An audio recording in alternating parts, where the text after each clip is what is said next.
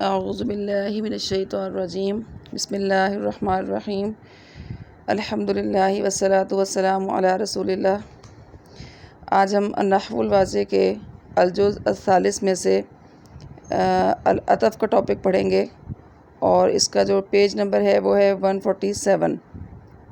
مثالیں دیکھیں اس کی۔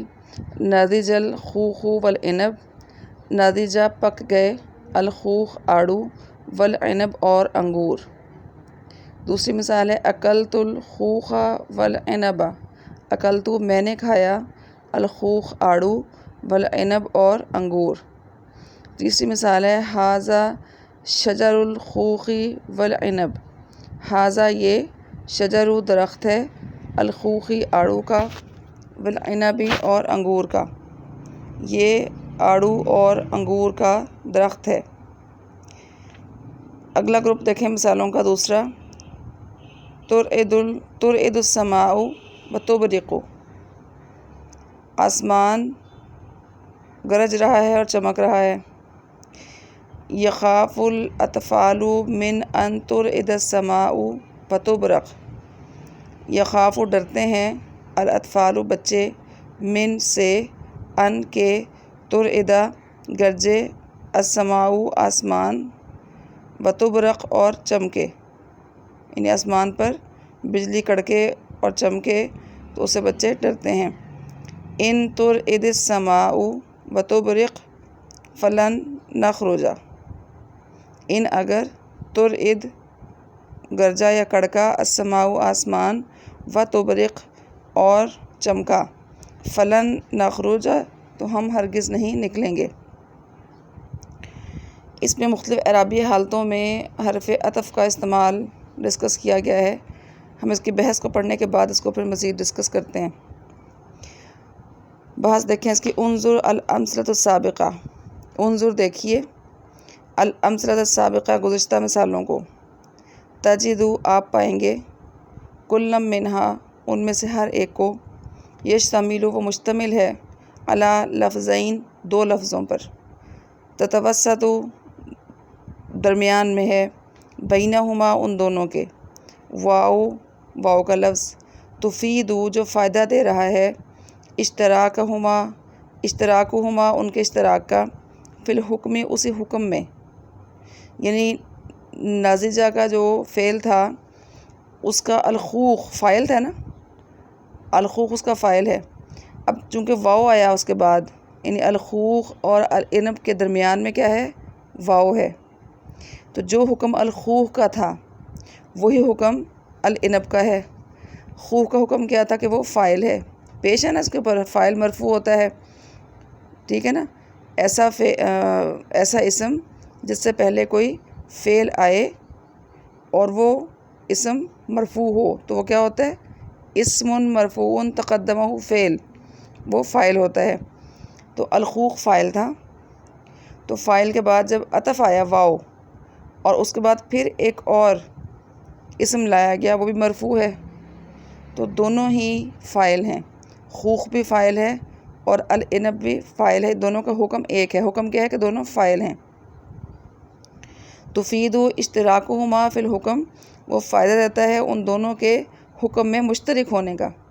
وانظر اور دیکھو، ھذین دونوں، ان دونوں، اللفظین لفظوں کو، ان دونوں لفظوں کو دیکھیے، تجد آپ پائیں گے، ہما ان دونوں کو، فی الامثلۃ الثلاثہ تینوں مثالوں میں، الاولی پہلی، جو 1، 2 اور 3 نمبر ہیں، ان تینوں مثالوں میں آپ پائیں گے اسمین کہ وہ دونوں اسم ہیں، الخوخ بھی اسم ہے اور العنب بھی اسم ہے۔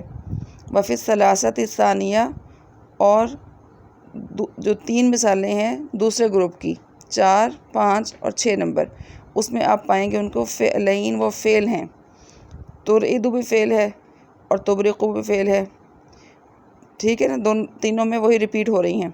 ویسمى کہا جاتا ہے، اللفظ اس لفظ کو، الذی جو، بعد الواو جو واو کے بعد ہے، جو لفظ واو کے بعد آتا ہے اسے کہا جاتا ہے معطوفاً، معطوف، او یا عطفاً عطف، جو لفظ واو کے بعد آئے اسے معطوف بھی کہا جاتا ہے اور عطف بھی کہا جاتا ہے۔ یعنی دیکھیں پہلی مثال میں الخوخ والعنب تھا نا، تو واو ہے حرف عطف اور اس کے بعد جو عنب آیا ہے وہ معطوف ہے۔ ایسے ہی اگلی جو تشریح ہے اس کی کہ واللفظ الذی قبلہا معطوفا علیہ، واللفظ اور وہ لفظ الذی جو قبلہا اس سے پہلے ہے، کس سے؟ واو سے، ہا کی ضمیر واو کی طرف ہے، جو واو سے پہلے ہے اسے کہا جاتا ہے معطوفا علیہ، معطوف علیہ کہا جاتا ہے۔ تو مثال نمبر 1 میں دیکھیں جو الخوخ ہے وہ معطوف علیہ ہے اور جو عنب ہے وہ معطوف ہے۔ امل واو، جہاں تک تعلق ہے واو کا، فتسمى حرف العطف، تو اسے کہا جاتا ہے، اس کا نام ہے حرف العطف، حرف عطف، او اداتہ، یا اس کے ادات۔ حرف اور ادات کا ایک ہی میننگ ہوتا ہے۔ تو اب اس میں پہلی مثال سے اب اس کو سمجھ لیں کہ الخوخ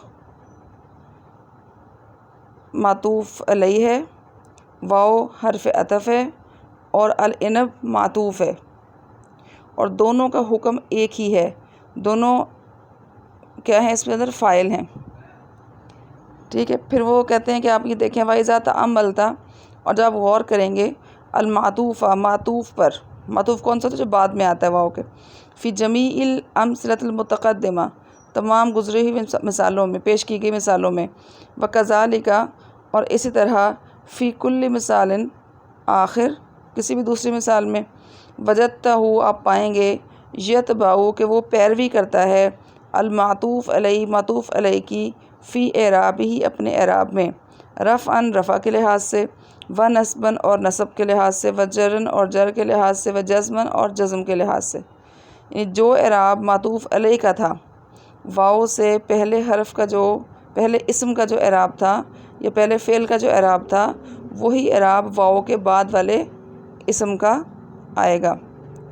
وَلِذَالِكَ يُسَمَّى، اسی لیے نام دیا گیا ہے المعطوف، معطوف کو، تابعاً، تابع کا، کہ وہ پیروی کرنے والا ہے، والمعطوف علیہ، اور معطوف علیہ کو نام دیا گیا ہے متبوعاً، متبوع کا، متبوع کا مطلب اس کی پیروی کی گئی ہو، پہلے کی پیروی کی جاتی ہے، اور پیروی کون کرتا ہے؟ جو واو کے بعد آتا ہے۔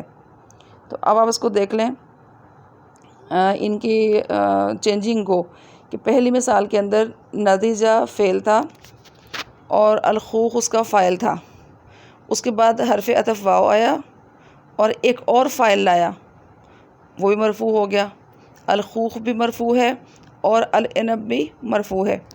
مثال نمبر 2 میں دیکھیں اکلت الخوخ والعنب، اکلت میں نے کھایا، الخوخ آڑو، والعنب اور انگور، اکلت فعل ہے اور میں نے کھایا، اور الخوخ جو ہے، جو الخوخ ہے وہ مفعول بہ ہے، ٹھیک ہے۔ مفعول بہ کیا ہوتا ہے؟ اسم منصوب، تو اسم منصوب ہے، اور اس کے بعد حرف عطف آیا اور اس کے بعد پھر ایک اسم آیا جو منصوب ہے، ٹھیک ہے نا۔ تو یہ دونوں کیا ہو گئے؟ مفعول بہ ہو گئے۔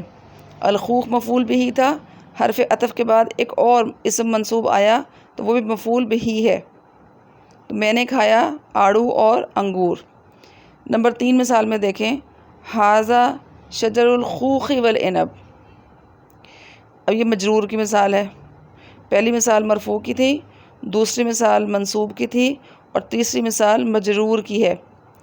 ھذا یہ، شجر درخت ہے، الخوخی آڑو کا، یہ مرکب اضافی ہے، الخوخ یہاں پر کیا بنا؟ مضاف الیہ، اور آپ نے پڑھا ہے کہ مضاف الیہ کیا ہوتا ہے؟ ہمیشہ مجرور ہوتا ہے، تو شجر الخوخی آڑو کا درخت، ٹھیک ہے، آڑو کا درخت، والعنبی اور انگور کا، یہ آڑو اور انگور کا درخت ہے۔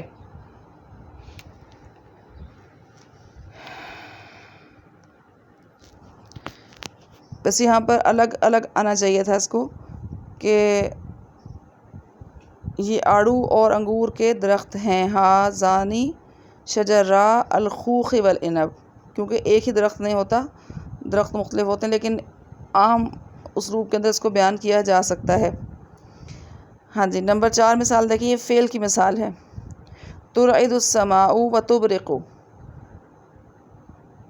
اب یہ چونکہ جملہ فعلیہ کے طور پر آئے ہیں، اور جملہ فعلیہ آپ نے پڑھا کہ وہ اسم کے ساتھ شروع نہیں ہوتا، وہ فعل کے ساتھ شروع ہوتا ہے، تو اس لیے اس کا ایک فعل پہلے لایا گیا، پھر اس کا فاعل لایا گیا، اور پھر اس کے بعد ایک اور فعل لایا گیا جو اسی فاعل سے متعلق تھا. ٹھیک ہے، تو ترعدو کے اوپر جو عطف ہے وہ وا تبرقو ہے، درمیان میں السماء ہے لیکن وہ فاعل ہے ترعدو و تبرقو، یعنی ایسے نہیں کہا جائے گا کہ ترعدو و تبرقو السماء، بلکہ ترعدو کے بعد اس کا فاعل لایا جائے گا، اور پھر اسی فاعل کا اگلا فعل بھی حرف عطف کے ساتھ ذکر کیا جا سکتا ہے. ترعدو ایک فعل تھا، یہ بالکل رفعی حالت ہے فعل مضارع کی، اور کوئی اس میں پہلے کوئی ایسا عامل نہیں آیا کہ جو فعل مضارع کے اعراب کو چینج کر دے، اس لیے یہ رفعی حالت میں ہے ترعدو اور تبرقو. نمبر 5 مثال میں دیکھیں، یخاف الاطفال من ان ترعد السماء و تبرق. ان جو ہے یہ حروف ناصب مضارع میں ہم نے پڑھا تھا کہ حروف ناصب مضارع ال، لن، کئی، اذن اور حتی یہ جب آتے ہیں تو یہ فعل مضارع کو زبر دیتے ہیں، منصوب کر دیتے ہیں. تو یہاں پر ترعدا سے پہلے، ترعدو سے پہلے ان آ گیا، تو ان نے کیا کیا، اس کو آ کے ترعدا کر دیا، دال پر زبر دے دی. تو اب یہ جو ترعدا کہہ کے اس کے بعد پھر جب حرف عطف واو آئے گا تو جو تبرقو تھا وہ بھی تبرقو نہیں رہے گا، وہ بھی تبرقہ ہو جائے گا، اس پر بھی نصب آ جائے گی. یعنی جو اعراب پہلے فعل پر آئے گا وہی اعراب اگلے فعل پر آئے گا، جو اعراب پہلے اسم پر آئے گا وہی بعد والے اسم پر آئے گا. اگلی مثال دیکھیں، یہ مجزوم فعل کی مثال ہے کہ ان ترعد، یہ ترعد تھا اصل میں، جب ملانے کے لیے دال پر زیر لگائی گئی ہے. ان جو ہے یہ حروف جازمہ ہے، ٹھیک ہے، حرف جازم مضارع ہے، تو یہ جب آئے گا تو یہ اس کو جزم دے دے گا. تو جزم دی لیکن ملانے کے لیے ہم نے اس کو دال پر زیر لگائی ہوئی ہے. ترعد، ان جازم تھا، اس نے جزم دیا ترعد کو، تو اس کے بعد جب تبرق کا فعل آیا تو وہ تبرقو نہیں رہا، وہ بھی تبرق ہو گیا، تبرق، کاف مجزوم ہو گیا. ٹھیک ہے، تبرقہ میں کاف پر جزم ہے. تو یہ سارے کے سارے مثالیں ہمیں یہ ثابت کر رہی ہیں کہ جو حرف عطف ہوتا ہے وہ جب آتا ہے تو آ کر کیا کرتا ہے، جو اس کے اپنے بعد اسم یا فعل کو لاتا ہے، اس کو بالکل اس اسٹیٹس میں لاتا ہے جو اس حرف عطف کے پہلے والے اسم یا فعل کا اسٹیٹس ہوتا ہے. اگر حرف عطف سے پہلے والا اسم فاعل ہے تو بعد والا بھی فاعل ہوگا، اگر حرف عطف سے پہلے والا اسم مفعول بہ ہے تو بعد والا بھی مفعول بہ ہوگا، اگر حرف عطف سے پہلے والا اسم مضاف الیہ ہے، ٹھیک ہے، یا حرف جر کی وجہ سے مجرور ہے تو حرف عطف کے بعد والا بھی بالکل اسی طرح سے آئے گا. ایسے ہی افعال کی مثالیں ہیں کہ افعال کے اندر اگر فعل مرفوع ہے پہلے والا تو حرف عطف کے بعد والا فعل بھی مرفوع آئے گا، اگر حرف عطف سے پہلے والا فعل منصوب ہے تو بعد والا بھی منصوب ہوگا، اگر حرف عطف کے سے پہلا جو فعل ہے وہ اگر مجزوم ہے تو بعد والا بھی مجزوم ہوگا.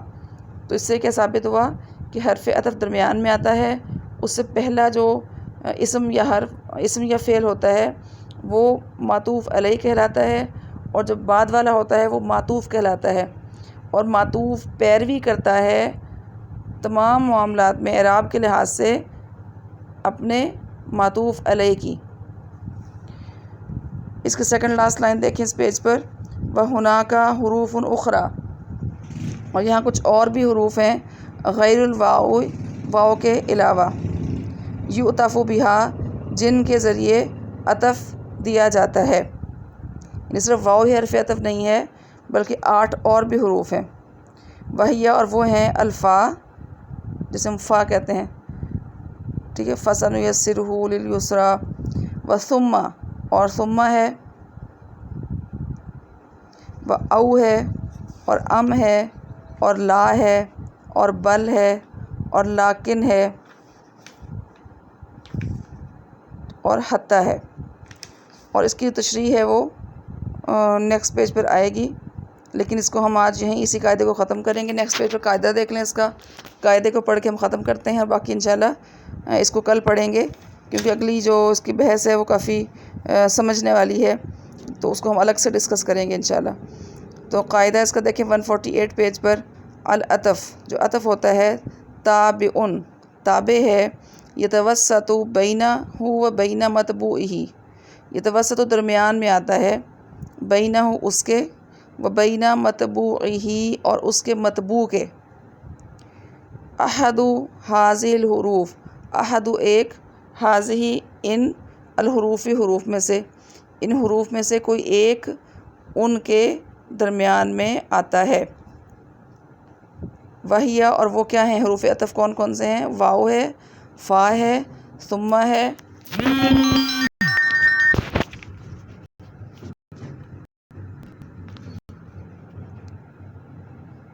واو ہے، ام ہے، لا ہے، بل ہے، اور لاکن ہے، اور حتی ہے۔ ٹھیک ہے، ان کو آپ یاد بھی کریں گے، اور کل ہم ان کے جو ڈیٹیل احکامات ہیں کہ کیا کیا فرق ہے ان کے استعمال میں، تو اس کو ہم انشاءاللہ کل ڈسکس کریں گے۔ اس کو فی الحال آج سمجھ لیں تاکہ اگلے سٹیپ پر جا کر آپ کو کسی مشکل کا سامنا نہ کرنا پڑے۔ السلام علیکم ورحمۃ اللہ وبرکاتہ۔